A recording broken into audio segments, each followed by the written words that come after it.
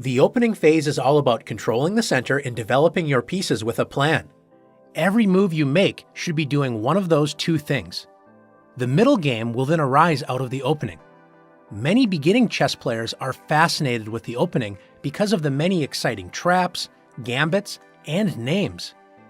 But in reality, you're better off not spending time memorizing openings, but instead understanding opening principles and then practicing your middle game and end game. That said, openings are fun, and it's great to learn a few because they teach you how to understand how to think about the first moves of your game. Let's take a look at some of White's most popular openings after e4. After e4, Black's most solid and straightforward response is e5.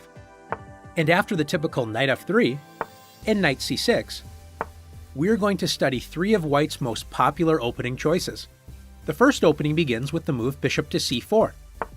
This is known as the Italian game, or gioco piano, the quiet game. It is one of the most classical openings in chess. White develops the bishop to an open diagonal, placing pressure on Black's weak square on f7. White is ready to castle and bring the other pieces toward the center. Black often responds with bishop to c5, using the same ideas as White. This opening isn't as fast-paced as other openings that we'll study, but it is a solid way to develop your pieces to good squares and prepare for the middle game. After bishop to b5, this opening is known as the Ruy Lopez. It is considered more aggressive than the Italian game because White continues the attack on the e5 pawn by putting pressure on its defender, the knight on c6. Black's most popular option is the strange-looking a6, provoking White to capture the knight. Isn't that exactly what White wants to do? It turns out that White cannot win the pawn on e5 right away, so Black attacks White's bishop. If White tries to win the pawn with bishop takes c6, Black recaptures with the d-pawn, clearing open the diagonal for the light-squared bishop and also opening the d-file for Black's queen. After knight takes e5, Black has the powerful move queen to d4. Black moves the queen to d4, creating a double attack on the knight on e5 and pawn on e4. After White brings the knight to safety with knight f3, Black plays queen takes e4 check. Black now regains the pawn with a good game. Since taking Black's knight does not win a pawn, White usually plays bishop a4, keeping the pressure on the knight on c6, and if Black attacks the bishop again with b5, White plays bishop to b3, entering the active a2 to g8 diagonal, focusing on the weak f7 square. The last of the three common White openings begins after d4. White advances a second pawn into the center, placing pressure on Black's e5 pawn and opening up lines for the queen and dark-squared bishop. This opening is known as the Scotch opening.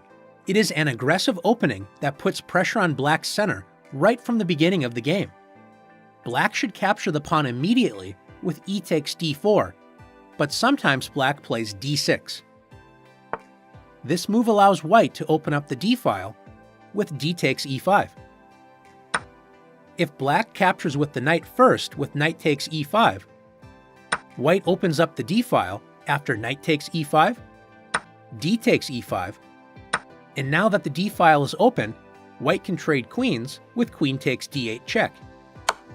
After king takes d8, Black's king loses the right to castle and is stuck in the middle of the board. After d takes e5, the d-file has once again opened and White trades queens with queen takes d8 check. Black has a tough choice to make.